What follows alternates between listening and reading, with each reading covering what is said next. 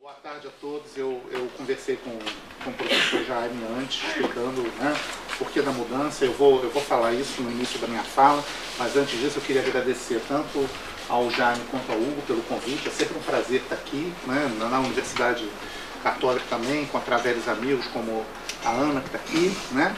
Enfim, ouvindo um pouco a fala do professor Pedro Paiva hoje, né, eu comecei a pensar em algumas questões, né?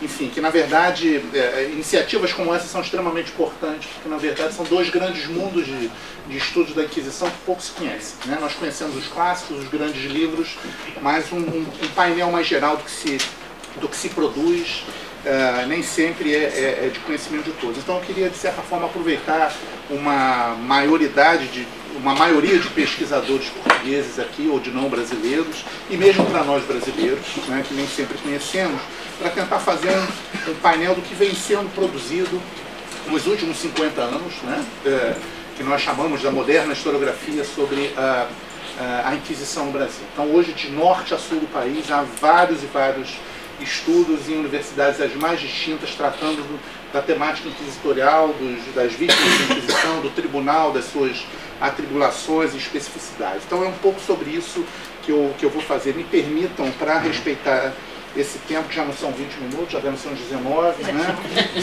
Eu vou fazer a leitura. Por favor, se eu estiver falando baixo, faça um sinal, qualquer coisa que eu tento fazer com que minha voz chegue um pouco mais longe, né? Bom, então passo a leitura.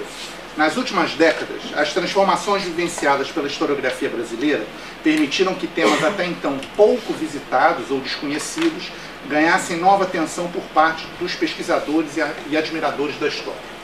Um conjunto de motivos tem colaborado para essas mudanças, como o surgimento e consolidação de vários programas de pós-graduação por todas as regiões do Brasil, o aumento do mercado editorial e a publicação de livros até então difíceis de serem encontrados nas livrarias nacionais, a valorização do diálogo da história com outros campos do conhecimento, o avanço tecnológico e a democratização do acesso à informação, a disponibilização de acervos documentais, de arquivos e bibliotecas de todo o mundo pela internet. Somados a outros elementos, esses acontecimentos acabaram por revolucionar a noção de fonte, principalmente o modo como trabalhá-la, abrindo ao historiador uma infinidade de possibilidades de análise até então pouco pensável. Assim, desde as primeiras experiências no trato com a pesquisa, ainda na graduação, né, os alunos interessados nas questões relativas à Inquisição Portuguesa têm hoje a oportunidade de consultar via web uma considerável parte do vasto arquivo do tribunal, composto, entre outros documentos, de confissões, denúncias, correspondência interna, negociações entre a Igreja e a Coroa, cadernos do promotor, livros de visitação, listas de auto de fé, regimentos e os milhares de processos movidos contra os réus alcançados pela Inquisição. Bom, eu conversava com o professor mais cedo e dizia para ele que na minha época, lá no Brasil, há 20 anos atrás, era impossível, né? Quase um sonho pensar em se pesquisar nos arquivos portugueses, pelo tempo que se levava, pelo dinheiro que se custava, obviamente, né? E hoje, não raro, a gente comenta alguma coisa em sala de aula e na mesma hora o aluno com um telemóvel liga e mostra, baixa o processo, baixa o documento e consegue consultar. Então, obviamente, isso é uma transformação bem interessante para todos nós, né? Bom, nota-se dessa forma um crescente interesse dos estudiosos na compreensão da presença e atuação da Inquisição no mundo português e, obviamente, no que me interessa mais de perto aqui, para minha fala, no Brasil colônia, né, e os seus desdobramentos. Longe se encontram, porém, de serem temas esgotados, e a grandiosidade acho que está nisso. Conforme mais pessoas vêm estudando, mais esses temas têm variado, né? Como deixa clara a recorrência do assunto e a diversidade de recorte nos trabalhos mais recentes. Ao longo do tempo, os estudos sobre a Inquisição no Brasil foram sofrendo modificações nas formas de análise e no foco. Inicialmente concentraram-se, em boa parte, nas discussões de casos específicos, como os processos movidos pelo Santo Ofício contra indivíduos e grupos praticantes ou suspeitos de qualquer sorte de comportamento que fugisse às normas impostas pelo catolicismo da época. Dentre estes, chama atenção o número de cristãos novos apontados em diferentes graus como judaizantes, repetindo-se o que também ocorria em outros espaços do Império, tornando-se os cristãos novos o grupo mais perseguido, denunciado e processado pela Inquisição Portuguesa. Mas não só. Também encontramos casos de comportamento sexual desviante, práticas de feitiçarias ou práticas mágico-religiosas, desrespeito aos símbolos sagrados, datas religiosas e panteão, católicos, ocorrência de amancebamentos e bigamias, despreparo e abuso dos religiosos e toda uma sorte de elementos constituintes do cotidiano brasílico que tão bem ilustram a atmosfera de miscibilidade cultural e religiosa vivenciados na Luz América, que misturavam na colônia práticas cristãs, judaicas, mouriscas, pagãs, indígenas, africanas, desconhecimento e descompromisso com a fé vigente, demasiada intimidade com o sagrado, interpretações equivocadas de questões de fé, laicização da crença, enfim, tudo colaborando para criar uma religiosidade popular e multifacetada que saltaria aos olhos dos representantes do Santo Ofício em suas andanças pelo Brasil. E não só, também por outras regiões, nas suas especificidades, claro. Os estudos foram se refinando, valendo-se da consulta de novas fontes, estratégias inovadoras de análise e metodologia, do diálogo com outros campos do conhecimento, que permitissem enxergar o mundo da Inquisição pelos mais variantes ângulos. Atualmente, as pesquisas envolvendo Santo Ofício e seus personagens contemplam interesses os mais diversos, embora a recorrência aos estudos de caso, e isso a mesa anterior deu um bom exemplo disso, continue bastante forte. Então, o que nós vemos hoje nessas pesquisas? Funcionamento ilógico de atuação do tribunal, denúncias, confissões e processos contra suas vítimas, cotidiano dos cárceres, estratégias de interrogatório, estrutura administrativa, biografias, formação e trajetórias de funcionários e vítimas, visitações e representantes do Santo Ofício espalhados pelos espaços do mundo ibérico e colonial, discursos e ações de aliados e críticos da Inquisição, monitórios, correspondência interna e externa, regimentos e documentação administrativa em geral, especificidade de atuação dos diferentes tribunais no tempo e no espaço, listas de auto de fé, representações iconográficas, didática e lógica de penalização dos culpados, formas de tortura física e psicológica dos réus, causas para o surgimento e impactos da presença do Santo Ofício nos mais diversos espaços de atuação, consequências, desdobramentos, rupturas e continuidade no mundo pós-Inquisição, novas leituras e revisões de questões, temas e casos outrora já analisados pela historiografia, mas com recortes um pouco diferentes. Hoje, já podemos, inclusive, falar de gerações de estudiosos do Santo Ofício e das questões que dele derivam ou o envolvem. Embora os primeiros estudos remontem no Brasil ao início do século XX, onde cabe ressaltar a importância e o pioneirismo da publicação por Capistrano de Abreu e Rodolfo Garcia, na década de 1920, dos livros de denúncias e confissões coletadas durante a primeira visitação ocorrida na última década do 500, é a partir dos anos 1960 e 1970 que os estudos sobre a Inquisição e seus personagens ganhariam maior espaço. Alguns estudiosos iniciaram toda uma série de publicações que, em alguns casos, tiveram e têm desdobramentos em outros estudos que se estendem até os nossos dias.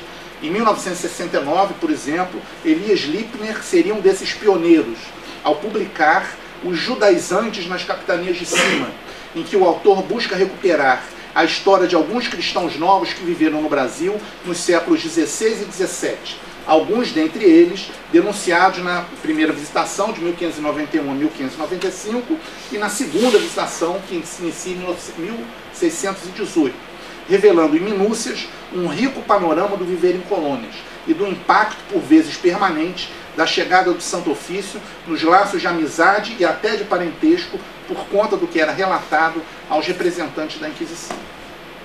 Mas a obra que despertou a atenção para o tema da Inquisição e dos cristãos novos no Brasil foi, sem dúvida, Cristãos Novos na Bahia, de Anita Novinsky, publicado em 1972, a primeira edição, e que continua sendo leitura obrigatória aos que desejam enfrentar o assunto.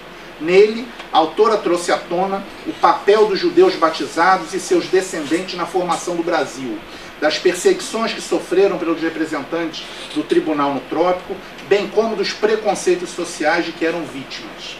Apresenta ainda o conceito do cristão novo como um homem dividido, equilibrando-se entre o que pensavam dele e o que julgava ser, repartido entre a fé que fora proibido de seguir, o judaísmo, e a religião que não o aceitava como igual, o cristianismo, né? Conceito esse que seria vastamente debatido e revisitado por outros pesquisadores. A Inquisição, sua organização, estruturas de funcionamento e atuação no Brasil seriam tema de Sônia Siqueira, que publicaria em 1978 o importantíssimo A Inquisição Portuguesa e a Sociedade Colonial. É provavelmente a primeira obra tratando da estrutura de funcionamento da Inquisição publicada no Brasil. Então, das primeiras obras no Brasil tendo efetivamente o Santo Ofício como tema, em que a autora aborda sua presença e atuação na colônia, seja através do envio de visitações esporádicas, seja a partir da presença constante de seus representantes. Autores de uma vasta bibliografia sobre a Inquisição e seu personagem, também José Gonçalves do Salvador e José Antônio Gonçalves de Melo, com variados estudos acerca dos cristãos novos sefarditas, de sua participação na ocupação e colonização do Brasil, das perseguições que sofreram por suspeitas de praticarem o judaísmo. Então esse grupo corresponde ao grupo dos pioneiros nos estudos da Inquisição e das vítimas da Inquisição no Brasil. A partir dos anos 80, uma nova geração de historiadores, influenciados por esses trabalhos inaugurais, bem como pela nova história, desenvolveram pesquisas que, embora nem sempre tivessem a Inquisição como tema principal, utilizavam a documentação produzida pelo Santo Ofício para ajudar a traçar um panorama da vida nas colônias. Destaque nesse sentido para os trabalhos de Lauro de Melo e Souza, Diabo e a Terra de Santa Cruz, Ronaldo Vanfas, com Trópico dos Pecados, e Luiz Modes, com Rosa Egipsíaca. Então, esses três livros são a tríade, né, da Santíssima Trindade, né, quase, dos estudos recentes de Inquisição no Brasil, que despertaram uma avalanche de novos estudos a partir daí. Nos anos 90, uma terceira leva de historiadores a trabalhar em suas análises com a documentação inquisitorial é representada pelo fortalecimento dos programas de pós-graduação no país, e pode ser exemplificada nas pesquisas, algumas delas publicadas posteriormente, de Daniela Calainho, né, que fez uma dissertação de mestrado chamada Em Nome do Santo Ofício, Familiares da Inquisição Portuguesa no Brasil Colônia, em 1992, Pedro Pache Campos, com Inquisição, Magia e Sociedade, Belém do Pará, 1763 a 1769, Lina Gorenstein, com Heréticos e Impuros sobre os Cristãos Novos no Rio de Janeiro Setecentista, Carlos André Cavalcante, A Reconstrução da Intolerância, o Regimento de 1774 e a Reforma do Santo Ofício da Inquisição, né? Enfim, e uma série de outros trabalhos, eu não vou citar todos aqui para não ficar muito cansativo, mas que já bebiam nas águas desses pesquisadores anteriores e que a partir dos anos 90 disseminou, né, ajudaram a disseminar o interesse pelos estudos pela Inquisição. Hoje, uma nova geração de pesquisadores dá continuidade aos estudos inquisitoriais na academia. Contaram, entre outras vantagens, com essa facilidade que a gente tem de hoje consultar os arquivos online, né? Atualmente são muitos os trabalhos de pós-graduação desenvolvidos em instituições de norte a sul e de leste a oeste do Brasil, tratando o Santo Ofício e tudo que o cerca. Alguns exemplos rápidos. E aí só na última década, só os últimos 10 anos para a gente ter uma ideia. Paulo Valadares Santos, A Presença Oculta, Genealogia, Identidade e Cultura Cristã Nova Brasileira nos séculos 19 e 20. Eu não vou ficar falando o que é mestrado, onde foi defendido, o ano que foi defendido, mas eu tenho tudo isso aqui, se alguém tiver interesse, eu passo com o maior prazer. Alex Monteiro, A Heresia dos Anjos, A Infância na Inquisição Portuguesa nos séculos 16 a 18, que acabou de ser publicado em livro no Brasil. Marco Antônio Veiga, Inquisição no Labirinto Marrano, Cultura, Poder e Opressão, não no Brasil, mas na Galiza, né, mas uma pesquisa feita no Brasil. Luiz Alberto Barbosa, A Resistência Cultural dos Judeus no Brasil. Fernando Portela Vieira, O Santo Ofício da Inquisição na Colônia e nas Letras, As Apropriações da Cristã Nova Branca Dias pela Literatura. Benaí Ribeiro, Arte e Inquisição na Península Ibérica, Os Artistas e a Inquisição, um belíssimo trabalho já publicado também. Salomão Alves, O Paladino dos Hereges, Vieira e a Inquisição. Vieira é um tema bastante recorrente no Brasil, né, nos estudiosos da Inquisição. Não só, ainda bem, né? E os títulos também são curiosíssimos, né, interessantes. Eneida Ribeiro, Bento Teixeira e a Escola de Satanás, o poeta que teve a prisão por recreação, a solidão por companhia e a tristeza por prazer. Ótimo, né? Muito bem. Grace Bonfim Souza, Para Remédio das Almas, Comissários, Qualificadores e Notários da Inquisição Portuguesa na Bahia. Lucas Monteiro, A Inquisição Não Está Aqui, a presença do Tribunal de Santo Ofício no extremo sul da América Portuguesa. Alisson Oliveira, Mundo de Medo, Inquisição, Cristãos Novos nos Espaços Coloniais. Enfim, eu tenho uma página e meia de trabalhos aqui, não vou citar todos, né? Mas enfim, uma série de trabalhos, alguns que eu poderia citar, do próprio professor Eilano, do professor Luiz Fernando, que estão aqui, né? Que merecem ser conhecidos, estão publicados também. E já para terminar, há também importantes trabalhos em andamento. Todos esses que eu falei já foram defendidos, né?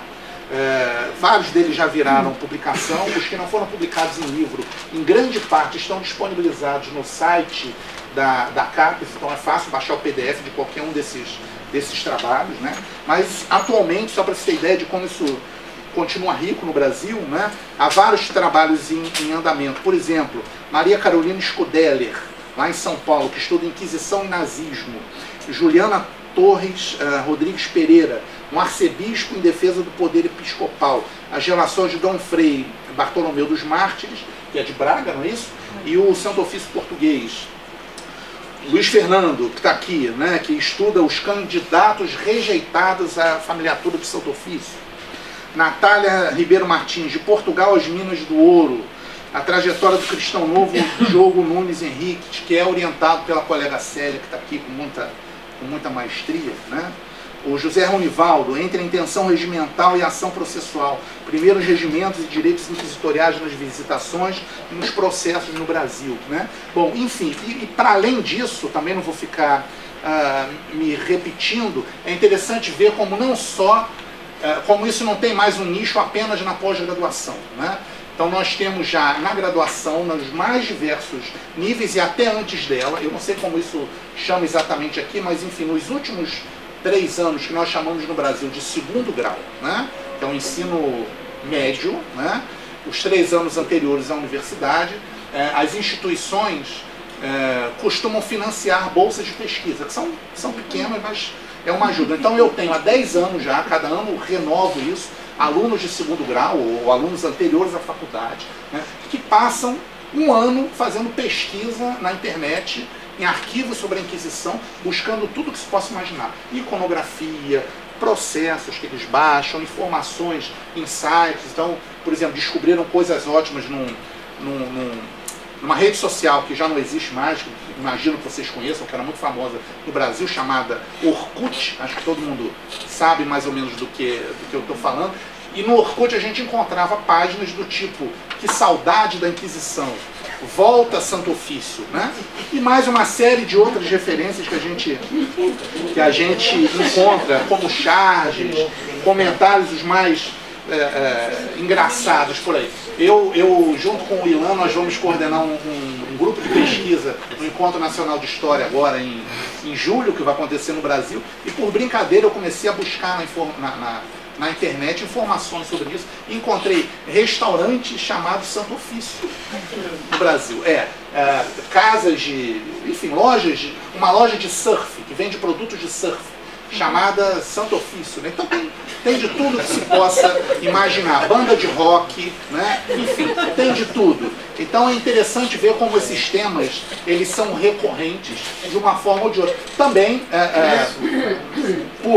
por gente que desconhece, que não é historiador efetivamente, né? Mas também como esses temas se tornam recorrentes em outros tipos de publicação. Exemplo, romances, né? O que se chama normalmente de romance histórico, mas não só. Então há documentários de televisão, de cinema, filmes, né? Então há uma ampla gama de produtos ligados à Inquisição que vêm sendo estudados ou vêm sendo divulgados no Brasil. Então, Acho que isso, para terminar, mostra como esse é um tema bastante novo,